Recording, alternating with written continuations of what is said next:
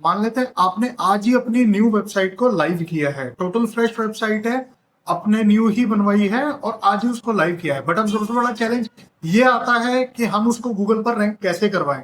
तो आज की इस वीडियो में मैं आपको बताऊंगा कि कैसे आप अपनी टोटल फ्रेश न्यू वेबसाइट को विद इन 90 डेज गूगल पर कैसे रैंक करवा सकते हैं, जिससे आपकी वेबसाइट पर ट्रैफिक भी आना स्टार्ट हो जाएगा एंड साथ में आपके पास ऑर्गेनिक लीड्स आने के एक्चुअल चांसेस भी बढ़ सकते हैं। तो ये स्टार्ट करने से पहले जो सबसे पहला पॉइंट मेरा होने वाला है वो ये कि आपको रियलिटी को एक्सेप्ट करना होगा। देखो, आप अपने कॉम्पिटिटर्स को एकदम से पीछे छोड़ करके इंस्टेंटली फर्स्ट पेज पर या फर्स्ट नंबर पर नहीं रैंक कर सकते, क्योंकि वो चैलेंज है। भाई, आपकी जो वेबसाइट है वो टोटल न्यू है, ना तो उसकी अथॉरिटी है, ना ही बैकलिंक्स है, ना ही उसके पास उसका कोई अभी तक ट्रस्ट बिल्डिंग हुआ है गूगल के पास। ठीक है, तो आपको ये चीज एक्सेप्ट करनी पड़ेगी कि इंस्टेंट कुछ नहीं हो सकता। बट हाँ, 90 डेज के अंदर अंदर इतना हो जाएगा कि वो दिखने लगेगी, एटलीस्ट ट्रैफिक आने लगेगा, आपकी जो अथॉरिटी है वो बन गई होगी। ठीक है, तो ये था पहला पॉइंट। दूसरा पॉइंट, आपको पहले वीक के अंदर अंदर, मतलब after website is going live, ठीक है, आपको फर्स्ट वीक के अंदर अंदर जितने भी टेक्निकल इश्यूज है वो रिजॉल्व करने होंगे। टेक्निकल इश्यूज के साथ साथ आपको कुछ चीजें और भी करनी होगी, जैसे आपको सर्च कंसोल इंटीग्रेट करना है, आपको गूगल एनालिटिक्स इंटीग्रेट करना है, आपको साइट मैप सबमिट करना है। सर्च कंसोल पर एंड वेबसाइट पर तो होना ही चाहिए। robots.txt फाइल ऐड करनी है। उसके अलावा टेक्निकल इश्यूज में आप देख सकते हो, वेबसाइट की जो लोडिंग स्पीड है वो फास्ट हो, मोबाइल फ्रेंडली डिजाइन हो। ठीक है, क्योंकि आजकल ज्यादातर लोग मोबाइल पर ज्यादा चीजें देखते हैं, तो आपकी वेबसाइट मोबाइल फ्रेंडली होनी बहुत ही जरूरी है। ठीक है, इसके बाद आपको ये देखना है कि आपकी जो वेबसाइट कंप्लीट हो गई है, आपने जो वेबसाइट के टेक्निकल इश्यूज है वो फिक्स कर दिए। उसके बाद सबसे इंपॉर्टेंट आता है, आपकी वेबसाइट पर जितने भी पेजेस लाइव हैं, आपको उन सभी पेजेस को ऑप्टिमाइज करना है। मतलब मेटा टाइटल, मेटा डिस्क्रिप्शन, उसके बाद इमेज ऑप्टिमाइजेशन, इमेज के अंदर all tags, web P format. ठीक है, ये सारी चीजें, कंटेंट थोड़ा सा अच्छा हो, अथॉरिटी वाला कंटेंट हो। ठीक है, ये सारी चीजें बहुत ही इंपॉर्टेंट है जो आपको टॉप प्रायोरिटी पे फोकस करके चलनी है। साथ में इंटरनल लिंकिंग भी आपको जो है फोकस करके चलनी है। ठीक है, डिजाइन बहुत ज्यादा मैसी ना हो, चीजें बहुत ही ज्यादा स्लो लोड ना हो रही हो, तो ये चीज है, सारे पेजेस आपने ऑप्टिमाइज करने। इसके बाद तीसरे नंबर पे इंपॉर्टेंट चीज आती है, वो ये कि आपको अपनी गूगल माई बिजनेस की लिस्टिंग बनानी है। ठीक है, वो इसलिए जरूरी है क्योंकि वहां से आपका जो ट्रैफिक पुल होता है वो सबसे फास्ट पुल होता है। ठीक है, गूगल लिस्टिंग आप बनाएंगे, उसको वेरिफिकेशन करवाएंगे, काफी बार वेरिफिकेशन होने में टाइम लग जाता है, तो आप उसको वेबसाइट लाइव जाते ही हकीकत भी स्टार्ट कर सकते हो, ताकि इंस्टेंट बेसिस पर आपका काम हो पाए। वहां पर आप अपनी वेबसाइट को लिंक करो, वहां पर साथ में आप अपना मोबाइल नंबर डालो, लोग आपको कॉल के थ्रू रीच आउट कर सकते हैं। एंड उसके अलावा आप जो गूगल माई बिजनेस की आपकी लिस्टिंग है उसको अपनी वेबसाइट के अंदर भी इंटीग्रेट कर सकते हैं, जिससे कि होगा क्या, जैसे ही वो आपकी वेबसाइट पर इंटीग्रेट होगी तो उसके रैंकिंग के चांसेस वापस से बढ़ जाते हैं, आपकी लोकल एसईओ भी अच्छी हो जाएगी उससे। ठीक है, ये चीज। इसके बाद नेक्स्ट पॉइंट है कि आपने ब्लॉग्स पब्लिश करने हैं। अब इसमें भी एक बहुत ही इंपॉर्टेंट चीज नोट करने वाली है, वो है टॉपिकल अथॉरिटी बनानी है आपने। ऐसा नहीं है कि आपने जो वेबसाइट बनाई है कुछ भी रैंडम टॉपिक्स उठाए कहीं से भी कि हाँ इस पर ट्रैफिक ज्यादा आ सकता है तो वो उठा करके डाल दिया। नहीं भाई, ये गलती मत करो। ठीक है, सबसे मेन चीज होती है topical authority.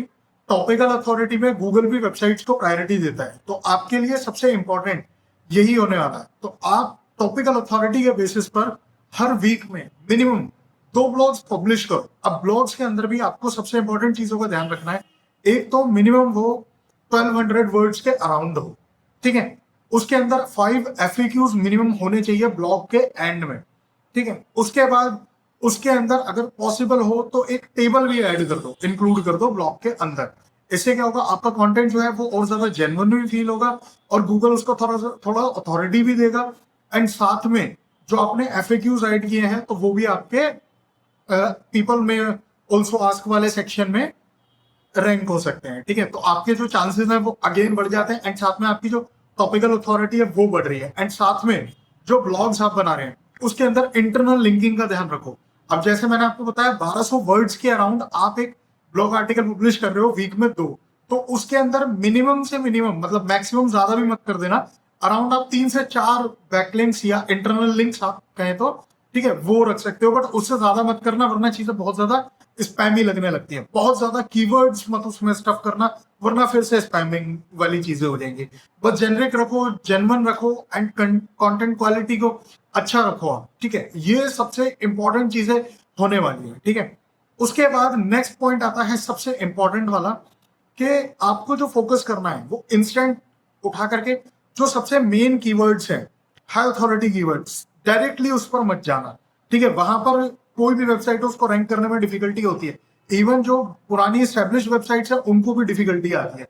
So best strategy होती है आप स्टार्टिंग में जो है हमेशा लॉन्ग टेल कीवर्ड्स को पकड़ो, लॉन्ग टेल कीवर्ड्स को पहले रैंक करो, उसके बाद फिर चीजें आगे इंप्रूव होंगी, ठीक है। जब आपकी वेबसाइट एक बार लॉन्ग टेल कीवर्ड्स पर रैंक होने लगेगी तो अपने आप ही वो शॉर्ट टेल कीवर्ड्स पर भी रैंक हो जाएंगे, ठीक है। फिर आपको चैलेंज नहीं आएगा, आपकी वेबसाइट की अथॉरिटी भी बन चुकी होगी, तो आपके लिए आगे की जर्नी बहुत ही ज्यादा इजी हो जाएगी, ठीक है। उसके बाद जो लास्ट पॉइंट है, सबसे इंपॉर्टेंट पॉइंट है, वो है बैकलिंक्स बनाना स्टार्ट करो।